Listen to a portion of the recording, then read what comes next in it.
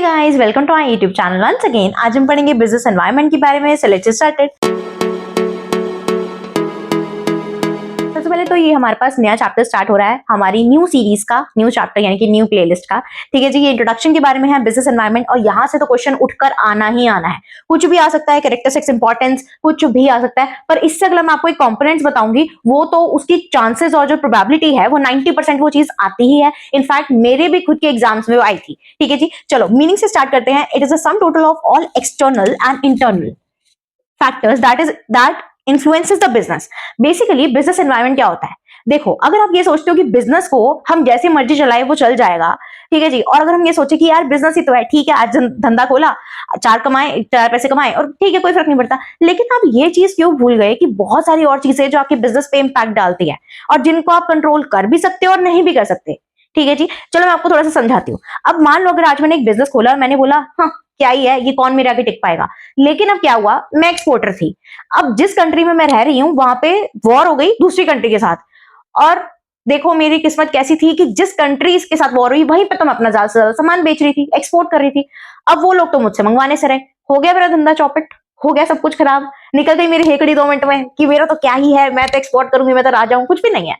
तो बेसिकली ऐसे फैक्टर्स जो कि बिजनेस को इंपैक्ट करते हैं, ठीक है जी, तो बिजनेस इन फैक्टर्स इंपैक्ट होता है, और ये सारे फैक्टर्स को ही हम बिजनेस एनवायरनमेंट बोलते हैं, जिनका डायरेक्ट इंपैक्ट होता है बिजनेस पे। ठीक है जी, अब यहाँ पे दो तरीके के फैक्टर्स बताए, external and internal. External factors वो फैक्टर्स होते हैं जिनको आप कंट्रोल नहीं कर सकते, एंड इंटरनल फैक्टर्स वो होते हैं जिनको आप कंट्रोल कर सकते हो। फॉर एग्जाम्पल सोसाइटी, मतलब social changes, technical changes, political changes, ठीक है, ये सारे factors, economic, social, political, legal, इनको आप कंट्रोल नहीं कर सकते। पर यस, अगर मैं बात करूं आपके बिजनेस के एम्प्लॉयज के बारे में, आप अगर वो डिसऑनेस्ट है आप उनको निकाल सकते हो, आप उनको अपने तरीके से मोल्ड करके उनसे काम करवा सकते हो। ठीक है जी, अपने जो आपके फाइनेंशियल रिसोर्सेज है उसको आप मैनेज कर सकते हो। अगर उसका मिसयूज हो रहा है तो आप उसको कंट्रोल कर सकते हो, आप अपने मैनेजमेंट को कर सकते हो, एम्प्लॉयज को कर सकते हो। ठीक है जी, लेकिन अगर मैं बात करूं वॉर, अगर आप जाकर बोलो अरे यार मेरा एक्सपोर्ट का धंधा चौपट हो गया, प्लीज ये वॉर रोक दो, कोई सुनेगा? नहीं सुनेगा। समझ में आ रही है ये चीज? यानी कि ऐसे फैक्टर्स जो कि आप कंट्रोल कर सकते हो, दीज आर इंटरनल, और जिनको नहीं कर सकते वो है एक्सटर्नल। अब ये मत सोच लेना कि जिनको कंट्रोल कर सकते हैं वो तो इंपैक्ट डालेंगे नहीं। सी, वो इंपैक्ट डालते हैं, पर हाँ कहीं ना कहीं आप उनको इंपैक्ट जो है वो पॉजिटिव वे में लेके जा सकते हो, या नेगेटिव इंपैक्ट को थोड़ा कम कर सकते हो। पर अगर मैं बात करूं एक्सटर्नल की, तो आई एम सॉरी, उसमें हम कुछ नहीं कर सकते। ठीक है जी, चलो अब यहाँ पे कैरेक्टरिस्टिक्स ऑफ बिजनेस एनवायरनमेंट। अब बिजनेस एनवायरनमेंट की कैरेक्टरिस्टिक्स क्या है? सबसे पहले इट्स वेरी कॉम्प्लेक्स। व्हाई? देखो, बिजनेस एनवायरनमेंट दो फैक्टर्स, दो तरीके के फैक्टर से बना है, इंटरनल एंड एक्सटर्नल। ठीक है जी, अब आप एक को सही करने जाओगे दूसरा खराब हो जाएगा। जैसे मान लो आपने टेक्नोलॉजी तो अच्छी यूज कर ली, पर सोसाइटी में लोगों को अवेयरनेस ही नहीं है, तो आपके बिजनेस पे इंपैक्ट आएगा। अब लोगों को अवेयरनेस है पर आपके पास टेक्नोलॉजी नहीं है उस चीज को बनाने के लिए, तो भी आपके बिजनेस पे इंपैक्ट आएगा। सिमिलरली अगर वॉर हो गई तो आपके जो प्रॉफिट्स हैं या जो आपकी प्रोडक्ट की डिमांड है उस पर इंपैक्ट आ सकता है। समझ में आई? तो अगर आप एक चीज सही करने जा रहे हो दूसरा खराब हो रहा है, तो इन सबको साथ लेकर चलना और सब में टिक टिक टिक लगाना, it's very difficult. So that is why it's called complex. Next हमारे पास आता है डायनामिक। अब क्या, बिजनेस एनवायरनमेंट जो है वो टाइम टू टाइम चेंज होता है। देखो पहले क्या होता था, पहले हम प्रेफर करते थे, कहीं भी हम चाहते थे हम कैश पेमेंट करते थे, फिर हम कार्ड्स पे आ गए, डेबिट कार्ड, क्रेडिट कार्ड, अब हम यूपीआई पे आ गए। अब चलो मैं आपको एक छोटा सा एग्जांपल देती हूँ। मैं जब अपने कॉलेज जाती हूँ ना, तो मैं क्या करती हूँ कि यार मेरे को ऑटो लेनी होती है, मैं ऑटो लेती हूँ और मैं चली जाती हूँ। अब दिक्कत कहाँ आती है, अगर तो उस भैया के पास, ये तो वो ले रहे हैं मेरे से कैश, फिर तो मैं ढूंढती रहती हूँ यार मेरे पे कैश नहीं है अभी, क्योंकि हम सब तो ऑनलाइन, मतलब फिर मैं इधर उधर देखती हूँ, किसी को पकड़ती हूँ कि यार मैं आपको यूपीआई कर देती हूँ, आप मेरे को कैश कर दो, फिर मैं उनको दूंगी। बहुत लंबा प्रोसेस लगने लग जाता है। अगर उनके पास यूपीआई हो तो मैं सीधा स्कैन करती हूँ, ठीक है भैया आपके मैंने ऑनलाइन पेमेंट कर लिया, वो कहते ठीक है मैम, मैं अपने रास्ते को अपने रास्ते। कहने का मतलब ये है कि अगर आप अपने बिजनेस को इन्वायरमेंट के अकॉर्डिंग नहीं चलाते तो आपका बिजनेस जो है वो डाउनफॉल पे ही आएगा। ये चीज समझनी इंपॉर्टेंट है। तो डायनामिक है, चेंज हो रहा है, और ये भी इंपॉर्टेंट बात है कि चेंज तो होगा पर आपको भी उस चेंज के साथ साथ चलना होगा, right? Next is uncertain. Uncertain, अब ये देखो एक एग्जांपल से समझो कि बिजनेस हाईली अनसर्टेन क्यों है, यानी कि हमें फ्यूचर के बारे में कुछ नहीं पता। कोविड का एग्जांपल ले लो, हमें पता था लॉकडाउन आ जाएगा, हमें पता था कि जिस बंदे, मतलब जो बिजनेसेस यहां थे वो यहां आ जाएंगे और जो यहां थे वो यहां चले जाएंगे। मतलब मैं अपनी मदर के साथ ना, मेरे को याद है, मैं आपको एक चीज बताती हूँ, मैं अपनी मदर के साथ एक बार गई थी, उनको सूट लेना था।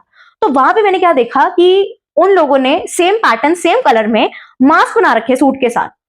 मतलब क्या गजब की क्रिएटिविटी है, समझ रहे हो? मतलब कपड़ा बच गया तो मास्क बना दो, और लोग तो वैसे ही अट्रैक्ट हो रहे हैं, अरे वाह यार मास्क मिल गया अभी, मतलब वो होती है ना, वो मतलब देखो मैं बुराई नहीं कर रही, पर हाँ एक फीमेल में वो चीज होती है ना, यार ये मेरे साथ मैच नहीं कर रहा है, ये मेरे कपड़ों के साथ नहीं जा रहा, अब वो भी प्रॉब्लम सॉर्ट हो गई कि मेरे कपड़ों के साथ जा रहा है, मैच हो रहा है। समझ में आई? तो ये चीज। Next is interdependence. अब जो फैक्टर्स है, जो मैंने फोर्सेस या फैक्टर्स बताए आपको, ये एक दूसरे पे डिपेंडेंट है। जैसे मैंने अभी आपको वॉर का एग्जांपल दिया, वॉर होगी तो आपकी डिमांड पे भी फर्क आएगा, आपकी प्रॉफिट पे भी फर्क आएगा। टेक्नोलॉजी का एग्जांपल ले लो, हर किसी ना किसी चीज का इंपैक्ट आएगा। जैसे कि अगर वॉर होगी तो आप अपनी इकोनॉमिक पॉलिसीज भी चेंज करोगे। ठीक है जी। नेक्स्ट आता है इंक्लूड्स बोथ फैक्टर्स। इसमें दोनों तरीके के फैक्टर्स इंवॉल्व होते हैं बिजनेस एनवायरनमेंट में, इंटरनल भी एक्सटर्नल भी। एक्सटर्नल मैंने आपको बताया सोशल, इकोनॉमिक, पॉलिटिकल, लीगल। ठीक है जी। और आपकी कस्टमर्स भी आपके एक्सटर्नल ही आते हैं। ठीक है जी, जिनको आप कंट्रोल नहीं कर सकते। सप्लायर्स भी आपके एक्सटर्नल। इंटरनल में मैंने आपको बताया आपकी मैनेजमेंट, आपका स्ट्रक्चर, जो फाइनेंशियल स्ट्रक्चर आ गया, फिर आपके एम्प्लॉयज, ये सारा कुछ। ठीक है जी। नेक्स्ट आता है रिलेटिव। अब रिलेटिव का कंसेप्ट का मतलब क्या होता है कि हर किसी के लिए ना बिजनेस एनवायरनमेंट अलग है। जो आईटी सेक्टर के लिए बिजनेस एनवायरनमेंट है वो एग्रीकल्चर के लिए नहीं होगा। ठीक है जी। जो इंडिया के लिए है वो यूएसए के लिए नहीं होगा। तो हर जगह के लिए अलग अलग एनवायरनमेंट ही होता है। ठीक है जी। Next and last is both long and short term impacts. देखो इनमें से कुछ फैक्टर्स है, जैसे कि वॉर है तो वॉर कई बार क्या करती है, बहुत लंबे लंबे इंपैक्ट्स आ जाते हैं हमारे ऊपर। ठीक है, बहुत टाइम तक बहुत सारी चीजें नहीं सॉर्ट हो पाती दो कंट्रीज के बीच में। ठीक है। अब इंडिया वर्सेस पाकिस्तानी आप देख लो, जैसे कुछ ना कुछ आए दिन, ठीक है भगवान ना करे आगे कुछ हो, बट होता रहता है, तो हम उन पर ट्रस्ट नहीं कर सकते। हमारी एक इमेज, हमारे दिमाग में एक इमेज बन गई है उनके लिए। ठीक है। अब सिमिलरली शॉर्ट टर्म इंपैक्ट में समझो सीजनल चेंजेस, जैसे गर्मियों के मौसम में थोड़ा डिमांड में चेंज आ गया, सर्दियों में आ गया, क्या 2-3 महीने का रहा, फिर देन पूरे साल सेम रहेगा। ठीक है। तो ये चीज। नेक्स्ट आपके पास आता है सिग्निफिकेंस। सिग्निफिकेंस का दूसरा नाम इंपॉर्टेंस भी होता है, तो इंपॉर्टेंस आते तो भी लिख कर आना। और need of studying business environment, क्यों हम बिजनेस एनवायरनमेंट को पढ़ते हैं। ठीक है। अब ये तो समझ में आ गया इसका मतलब क्या है, लेकिन पढ़ते क्यों हैं वो हम इसमें जानेंगे। ठीक है जी। First, optimum utilization of resources. यहां पे एक चीज समझो, मान लो अगर मेरे को पता ना हो कि मेरे प्रोडक्ट की डिमांड कितनी है, मान लो ट्रेंड्स चेंज हो गए मेरा जो प्रोडक्ट था वो आउटडेट हो गया, अब लेकिन मैं फिर भी मान लो पहले भी 15,000 यूनिट बना रही थी, आज भी मैं उतने बना रही हूँ, तो मेरे लिए वेस्टेज हो जाएगी, क्योंकि अब ट्रेंड्स तो चेंज हो रहे हैं और मुझे उन ट्रेंड्स के बारे में पता नहीं है। ठीक है। तो मेरी यूनिट्स वेस्ट, मेरा पैसा वेस्ट, मेरे एफर्ट्स, टाइम, सब कुछ वेस्ट। लेकिन अगर मुझे ट्रेंड्स के बारे में पता चल गया तो पहली बात तो मेरे चांसेस होंगे कि मैं अपॉर्चुनिटी भी गेन करूं, कि मैं उस पर काम करूं। दूसरा मेरा ये भी होगा कि मैं, जब मेरे को पता चल रहा है कि मेरे प्रोडक्ट थोड़ा सा डाउनफॉल पे आ रहा है, तो मैं 15,000 की यूनिट क्यों बनाऊंगी, मैं 12,000 बना लूंगी या 10,000, मतलब फोरकास्टिंग करके कि कितना लोग खरीदेंगे उस हिसाब से मैं बनाऊंगी, तो वेस्टेज कम होती है। समझ में आया? तो यूटिलाइजेशन ऑफ रिसोर्सेज जो है वो अच्छी तरीके से यूज हो रहे हैं। समझ में आ रहा है? नेक्स्ट आता है डिसीजन मेकिंग। अब जैसे ट्रेंड्स आ गए या कुछ आ गया, तो मेरे को पता चल रहा है मुझे अगला काम क्या करना है, मेरे को मेरा नेक्स्ट स्टेप क्या होना चाहिए, मेरी क्या स्ट्रैटेजी होगी, मेरी क्या पॉलिसीज होंगी, मुझे किस डायरेक्शन में काम करना है, कितने रिसोर्सेज मेरे को कब कहां कितना यूज करने हैं, सब कुछ मुझे पता चल जाएगा। ठीक है जी। Next is finding weakness. अब देखो सबसे पहले ये चीज जानो, ये जो SWOT यानी कि strength, weakness, opportunity and threat, ये होता है स्वॉट एनालिसिस। अब इसके बारे में मैं आपको नेक्स्ट या नेक्स्ट टू नेक्स्ट वीडियो में समझाऊंगी। ठीक है। ये भी मैं आपको समझाऊंगी स्वॉट एनालिसिस होता क्या है, पर ये चीज समझो। फाइंडिंग वीकनेस, अब क्या है ना, मेरे को बिजनेस एनवायरनमेंट समझ में आ रहा है कि आजकल लोगों को क्या पसंद आ रहा है, लोगों के बाइंग बिहेवियर, उनका पैटर्न, उनके परसेप्शन, उनके बिलीफ, वो किस चीज पे ध्यान देते हैं, किस चीज को छोड़ देते हैं। ठीक है जी। तो मैं क्या कर सकती हूँ, मेरे को अपनी जो वीकनेस है ना उसके बारे में पता चलेगा कि मैं जो है, मैं मतलब मेरी जो फर्म है या मेरा जो बिजनेस है वो मेरे कॉम्पिटिटर से अच्छा क्यों नहीं है, ऐसा क्या उसमें है जो मेरे में नहीं है, ऐसा क्या है कि वो मेरे से ऊपर है मैं उससे नीचे हूं। तो बेसिकली मेरे को वीकनेस पता चल जाएगी कि मेरी ओवरऑल कमियां कहां आ रही है। Next, finding threats. थ्रेट्स का मतलब कि क्या अब होने वाला है, किससे मुझे डर लगना चाहिए जैसे कि मारुति उद्योग का मैं आपको एग्जांपल बताती हूँ। मारुति उद्योग वाज अ ब्रांड जो कि छोटी फैमिलीज के लिए कार लेकर आई थी। ठीक है, मतलब जैसे 2 लोग 4 लोग जो भी मतलब होते हैं, छोटी फैमिलीज, न्यूक्लियर फैमिलीज के लिए कार लेकर आई थी। तो वहां पे उन्होंने अपॉर्चुनिटी तो गेन करी ही करी, जो कि इसका पॉइंट भी है कि उन्होंने अपॉर्चुनिटी देखी कि स्मॉल फैमिलीज के लिए कार नहीं है। ठीक है। लेकिन थ्रेट किसके लिए हुआ, मेरे लिए। क्यों? क्योंकि मुझे समझ में आ गया मेरा कॉम्पिटिटर आ रहा है मार्केट में, भाई मैंने तो वो चीज करी नहीं जो वो करके आ रहा है, दैट मींस मेरे को थ्रेट होगा। अब मैं सोचने लगूंगी कि मेरे को इससे आगे निकलने के लिए क्या करना है, तो मेरे को अपने थ्रेट्स के बारे में पता चल जाएगा, मेरे को अपनी वीकनेस पता चल जाएगी, मेरे को अपनी अपॉर्चुनिटी पता चल जाएगी, और यहां से मेरे को अपनी स्ट्रेंथ के बारे में पता चल जाएगा कि मैं कुछ पॉइंट तो ऐसा भी होगा ना कि मैं अपने कॉम्पिटिटर से भी अच्छे होंगे। अब ऐसा तो नहीं है कि एक ही कॉम्पिटिटर, मान लो अगर एक में से ऊपर है तो हो सकता है एक नीचे भी हो, तो मेरे को वहां पे अपनी स्ट्रेंथ्स भी पता चल जाएंगी कि उसमें क्या कमी है जो कि मेरे में अच्छा है। तो मेरे को इन्वायरमेंट को समझने में, सारे फैक्टर्स आना, हर चीज को समझने में ये पता चल जाएगा कि मैं किस चीज में अच्छी हूँ। नेक्स्ट आपके पास आता है फॉर्मुलेट द पॉलिसीज। मेरे को ये भी पता चल जाएगा कि मुझे कौन सी पॉलिसीज बनानी है। जैसे मान लो कोई भी चेंजेस आ रहे हैं, ठीक है जी, कुछ भी इकोनॉमिक चेंजेस आ रहे हैं, तो मुझे पता चल जाएगा कि मेरे को अपनी प्राइसिंग स्ट्रैटेजी या जो मतलब बेसिकली जो मेरी पॉलिसीज है उसमें मेरे को फर्क लाना है, या मेरे को उसको ठीक करना है या चेंज करना है, ठीक है जी। Next and last is understand the market conditions. मेरे को पता चल जाएगा मार्केट में क्या चल रहा है, क्या नहीं चल रहा, मोनोपोली तो नहीं है, ठीक है, परफेक्ट मार्केट है, तो लोगों के बिहेवियर कैसा है, लोगों की परसेप्शन क्या है, लोगों को क्या पसंद आ रहा है, हर चीज मुझे बिजनेस एनवायरनमेंट में क्लियर हो जाएगी। ये फैक्टर्स ही मुझे बताएंगे। समझ में आया? सबसे पहले देखो कि कौन से फैक्टर्स है या कौन से कंपोनेंट्स है जो कि बिजनेस को इंपैक्ट करते हैं, ठीक है जी। अब ये मैंने आपको मीनिंग में ही समझा दिया है कि कौन से फैक्टर्स इंटरनल एंड एक्सटर्नल, ठीक है जी। अब इंटरनल और एक्सटर्नल के अंदर और कौन से हैं, ठीक है, जिसमें हम सब हेडिंग्स बोलते हैं, वो मैं आपको समझाऊंगी, ठीक है। इंटरनल कौन से फैक्टर्स होते हैं जिनको आप कंट्रोल कर सकते हो, आपके बिजनेस के अंदर के ही फैक्टर्स होते हैं, ठीक है जी। अगर आपको लगे ना कि नहीं यार ये कुछ चीज सही नहीं चल रही, आप वहीं टॉक दोगे, वहीं चीजें कंट्रोल कर लोगे, पर एक्सटर्नल में नहीं कर सकते, ठीक है जी। देखो इंटरनल में जैसे मान लो फाइनेंशियल रिसोर्सेस। अब आपने कोई बिजनेस स्टार्ट करना है, आपको उसमें कितने पैसे लगेंगे वो भी आपके हाथ में है, कितने आप लगा सकते हो कैपिटल, ठीक है जी। आप कितना इन्वेस्टमेंट कहीं पे करना चाहते हो वो भी आपके हाथ में है। आप प्रॉफिट कितना अपना मार्जिन छोड़ना चाहते हो वो भी आपके हाथ में है, ठीक है। अनटिल अनलेस अगर वो कोई रूल्स एंड रेगुलेशन है तो दैट इज डिफरेंट।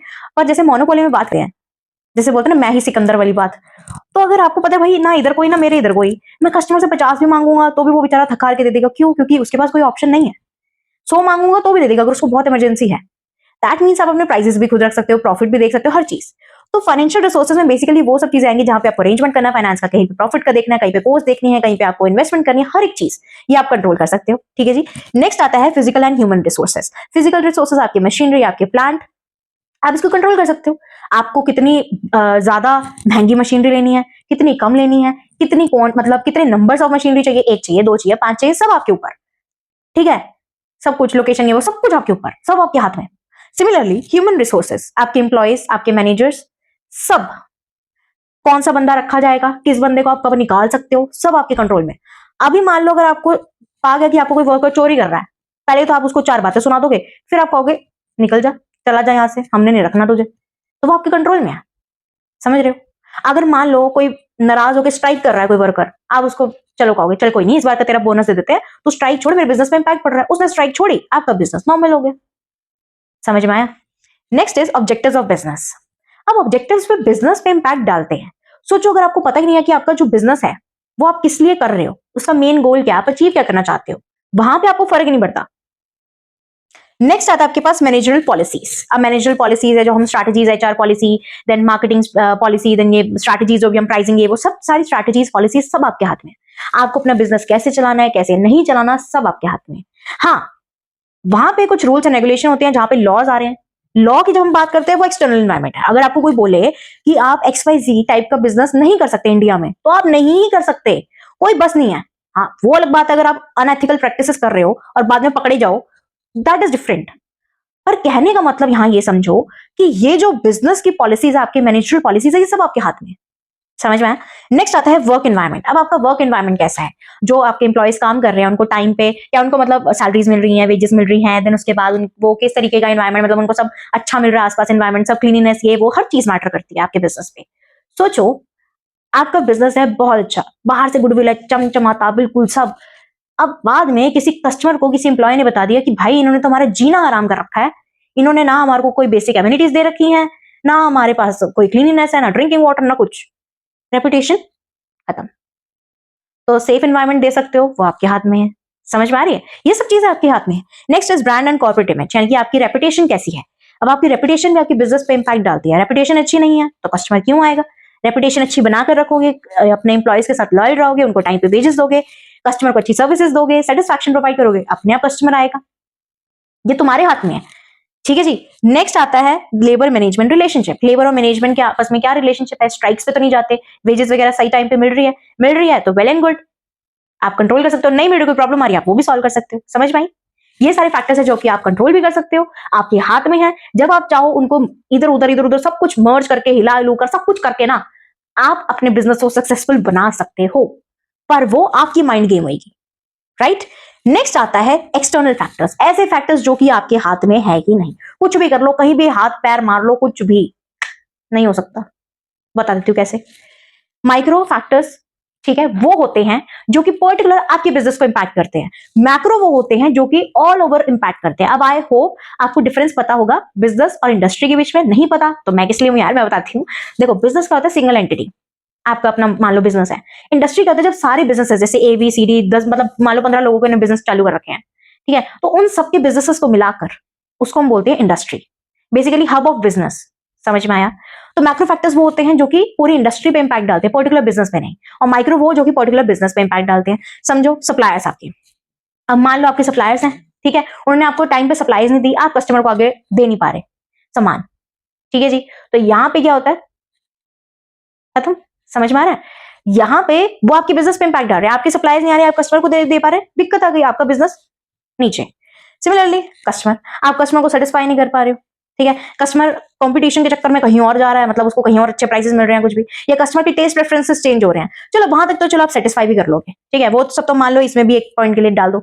लेकिन एक बात बताओ, अगर कस्टमर की प्रेफरेंस, डिमांड प्रेफरेंस, टेस्ट सब कुछ चेंज होता जा रहा है, इनकम ये वो सब कुछ, और वो आपके मतलब प्रोडक्ट को प्रेफर कर ही नहीं रहे, आपका प्रोडक्ट आउटडेटेड है, आप पकड़ के किसी कस्टमर को ला ही नहीं सकते। समझ में आई? नेक्स्ट इज कॉम्पिटिटर्स, आपके कॉम्पिटिटर्स कौन सी स्ट्रैटेजी क्या चेंज कर रहे हैं क्या नहीं कर रहे हैं, आप उनको चेंज नहीं कर सकते। हाँ, आप उनको देख के अपने में चेंजेस ला सकते हो, अपनी पॉलिसीज में, अपनी स्ट्रैटेजीज में, पर आप उनको चेंज नहीं कर सकते।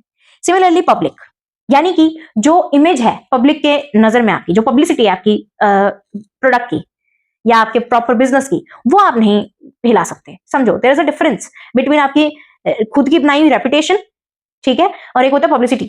Advertisement and publicity is different. Advertisement होता है जब आप बताते हो मेरे प्रोडक्ट के बारे में, बता अच्छा अच्छा बता। पब्लिसिटी इज आपके हाथ में ही नहीं है, वो नेगेटिव भी हो सकती है, पॉजिटिव भी हो सकती है। अगर नेगेटिव आ गया आप कुछ नहीं कर सकते। अगर मैंने आपके बारे में कुछ उल्टा बना ही लिया परसेप्शन आपके ब्रांड के बारे में, मुझे नहीं अच्छा लगता, मैंने नहीं खरीदना, तो मैंने नहीं ही खरीदना। समझ में आई? नेक्स्ट मैक्रो इकोनॉमिक, जैसे इन्फ्लेशन, GDP, ठीक है, इनकम लेवल, किसी भी अगर उसमें चेंज आता है इकोनॉमिक फैक्टर में, इन सब में से, तो आपके बिजनेस में इंपैक्ट आएगा। मान लो अगर इनकम लेवल पे लोगों के चेंज आ गया, ठीक है, लोगों के पास उतना पैसा नहीं है आपके प्रोडक्ट को खरीदने के लिए, नहीं खरीदेंगे। मान लो इन्फ्लेशन आ गई तो भी दिक्कत आएगी आपकी डिमांड पे, प्रॉफिट्स पे, हर चीज में फर्क आएगा। समझ में आई? नेक्स्ट इज सोशल, जैसे कि बंदा कितना एजुकेशनल है, किस चीज को वो बिलीव करता है, उसकी लाइफस्टाइल क्या है, उसका कल्चर क्या है, सब आपके बिजनेस पे इंपैक्ट डालते हैं। सोचो, आपने एक, फॉर एग्जाम्पल, अब देखो मैं वैसे तो नहीं बोलती, हर किसी के अपने पर्सनल परसेप्शंस है, पर वैसे एक बात है, हम जैसे हम पंजाबी है ना, हमें सुबह सुबह पराठे वगैरह चाहिए होते हैं, हम इडली डोसा नहीं खा सकते, पर साउथ इंडियन को क्या चाहिए, idli dosa sambar and etcetera etcetera. तो यहाँ पे क्या है, ये हर पर्सन मतलब परसेप्शन है, मेरा अलग परसेप्शन है, मेरे को तो सुबह सुबह पराठे ही पसंद है, राइट। तो कहना क्या चाहती हूँ कि मान लो अगर मैं किसी पंजाबी के घर के सामने अगर मैं अपनी शॉप खोल लूँ, पूरी पंजाबी कम्युनिटी सब रह रहे हैं, मेरा बिजनेस कितना चलेगा, और अगर मैं ऐसी जगह पे खोल लूँ जहाँ पे साउथ इंडियन मतलब साउथ साइड के लोग रहते हैं, वहां पे मेरा कितना चलेगा, आप खुद सोचो। समझ में आ रही है? तो जहां पे आप पले बड़े हो, लोग पले बड़े हैं जो आपसे प्रोडक्ट खरीद रहे हैं, उनका भी बहुत इंपैक्ट आता है आपके बिजनेस में। Next is political and legal, war हो रही है, मैंने बताया था एक्सपोर्टर वगैरह आप, वॉर हो गई, पत्ता साफ, आपसे तो वो नहीं लेने वाले, अभी कुछ टाइम तो नहीं ले रहे, जब तक वॉर चल रही है, वॉर के बाद का देखा जाएगा। समझ में आई? लीगल में आपके गवर्नमेंट की पॉलिसीज, देन टैक्स रूल्स, ये सब चीजें आती हैं जो कि आपके बिजनेस को इंपैक्ट करती है। नेक्स्ट इज टेक्निकल या टेक्नोलॉजिकल, जिसमें जैसे कि टेक्नोलॉजी अपग्रेड हो रही है, या कुछ टेक्निकल चेंजेस आ रहे हैं, AI, ऑनलाइन मार्केटिंग, सब कुछ आपके बिजनेस में इंपैक्ट डालती है। ठीक है जी। Next is demographic, age group, लोगों का क्या है, जेंडर और रेशियो कितनी है, ठीक है, कि मतलब कितने वर्किंग है, कितने नहीं है, कितने कौन से प्रोडक्ट खरीदे, हर चीज पे आपके बिजनेस पे इंपैक्ट आता है। एंड लास्ट इज नेचुरल, जिसमें आपके फ्लड, ड्रॉट्स, ये सब नेचुरल कैलेमिटी सब कुछ आता है। अब वैसे कितनी फनी बात है, वैसे सोचो यार, मतलब अगर मान लो फ्लड आ गई है ना, तो बिजनेसमैन सोचेगा अरे यार मेरा तो नुकसान हो गया, हमारे पापा सोचता है ना कि यार नुकसान हो गया यार, मेरे इतने लाखों का ये वो फलाना है ना। मम्मी कहेगी अरे यार कल मैंने सब्जी नहीं खरीदी और आज क्या बनाऊंगी, और हम स्कूल डूब जाए, कॉलेज डूब जाए, पेपर ना होए। चलो खैर ठीक है, आई होप आपको अच्छे से समझ में आएगा। कोई भी प्रॉब्लम हो तो comment me down, like share subscribe my channel. जय श्री राम।